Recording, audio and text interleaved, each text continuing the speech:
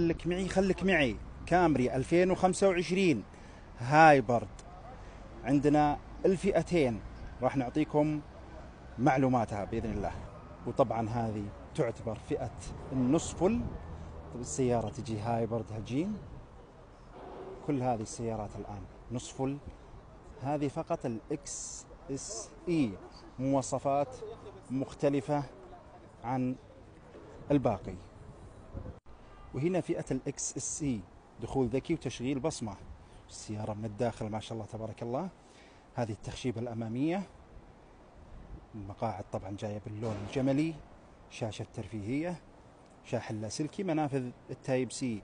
هنا الأزرار جاية باللمس للتكييف ما شاء الله تبارك الله، جلنط إلكتروني. التحكم بالمقاعد للسائق والراكب كلها اوتوماتيك، مع إمكانية التحكم مقعد الراكب عن طريق الأزرار هذه.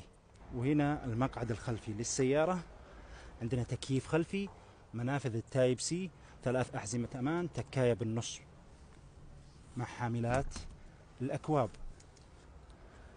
طبعا أخذنا معكم فئة الاكس اس اي، نعطيكم الآن فئة النص فل. وهنا فئة النص فل. طبعا النص فل يجي فيها رادار وتحديد مسار وتحكم بالطار، النظام الصوتي ومثبت السرعة. برضو عليها تخشيبة أمامية باللون الأسود.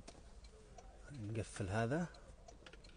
وبرضو عندنا جلنط إلكتروني، منافذ التايب سي، المقاعد طبعا تحكم يدوي.